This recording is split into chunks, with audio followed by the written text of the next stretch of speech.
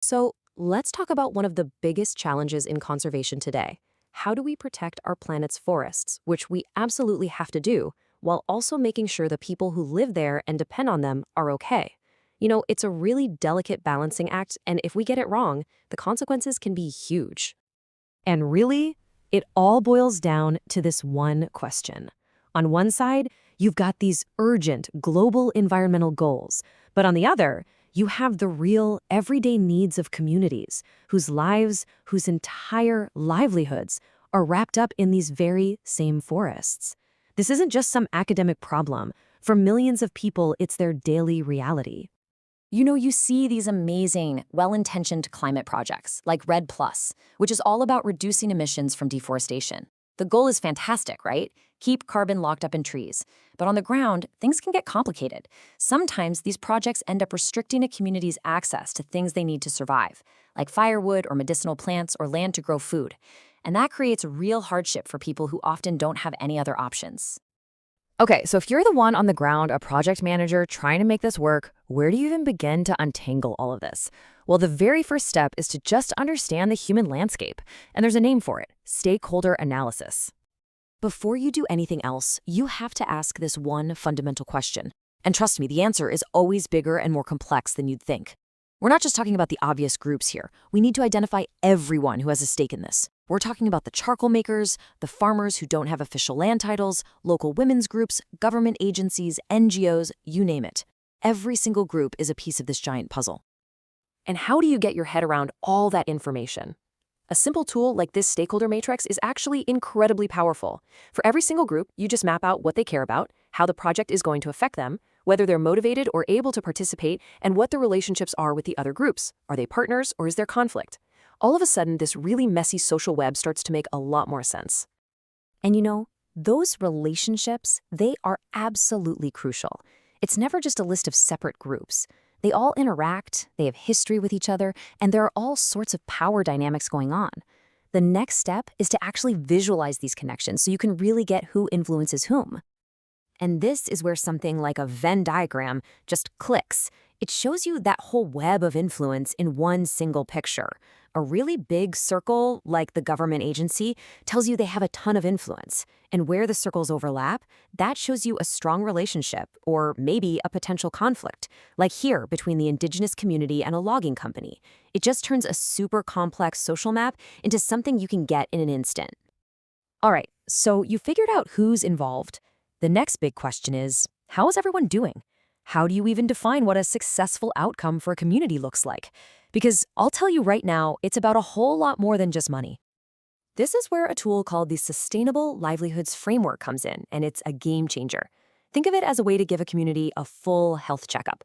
Instead of just looking at one metric like income, it looks at 5 totally different kinds of assets, or capitals, that all work together to show how resilient a community really is.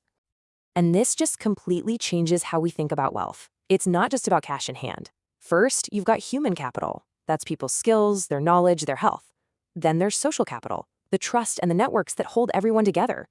You've got natural capital, of course, the land, the water, the forest itself. Physical capital, things like roads, tools, buildings. And then finally, you have financial capital. A truly strong community is doing well across all 5.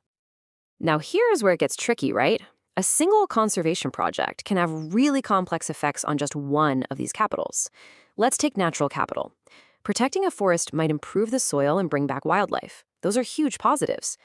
But at the same time, it could also mean that local people can't get firewood anymore, or they lose farmland, which could threaten their food security. You have to see both sides of the coin to design a fair project. So how do you pull this all together and see the big picture across all 5 capitals? Well, this is the payoff. It's called a spider diagram, and it's awesome. Each one of these spokes is one of the 5 capitals. You score the community's strength in each area, connect the dots, and the shape it makes gives you an instant visual snapshot of its overall well-being. A big, wide, balanced web is what you're hoping for. You can even lay a before and after diagram on top of each other to see the real impact. Okay, a framework is great, a diagram is great, but how do you actually get the data for that? How do you prove that your project, and not something else, is what's actually causing the changes you're seeing on the ground? The answer is you go straight to the experts, the local people themselves. It's a method called Participatory Impact Assessment, or PIA.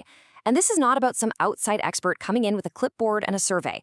No, this is about empowering local communities to decide what success looks like to them, and then giving them the tools to measure that change for themselves. Let me give you a brilliant, super low-tech example of this called proportional piling. Imagine you want to understand where a family gets its food.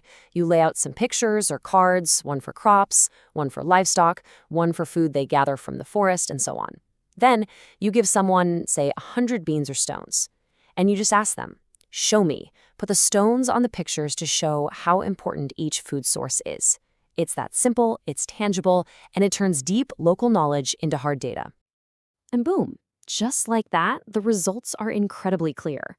The number of stones on each card translates directly into a percentage, and you can create a chart like this one. Suddenly, you have a story told with data. Right here, you can see that cereal crops are the biggest piece of the pie, but you also learn that wild foods and a new project garden are both providing a crucial 10% of this community's food. But here's where the real magic happens. When you do this exercise before your project starts, and then again after, just look at this table. The score for the project garden went from 0 to 10.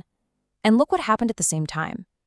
Their reliance on wild food collection went down, and, this is huge, their need for food aid was nearly cut in half. That isn't just a hunch. That is clear evidence of a direct, positive impact measured by the community itself. So we've walked through stakeholder analysis, the livelihoods framework, and participatory measurement. Let's put it all together. What is the whole point of doing all this work? Look, the goal here isn't to write some fancy report that just sits on a shelf and gathers dust. This is about completely changing the way we approach conservation. Having this kind of data means you can design smarter, fairer projects from day one. You can see potential problems coming, and you can build initiatives that truly, genuinely benefit both people and the planet. It makes conservation better, more effective, and a whole lot more just. And make no mistake, this isn't some nice-to-have extra. The manual all of this is based on says it pretty bluntly.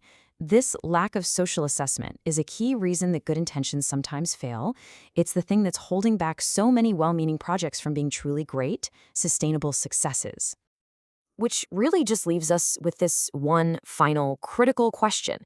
It forces us to think about what success in conservation really means.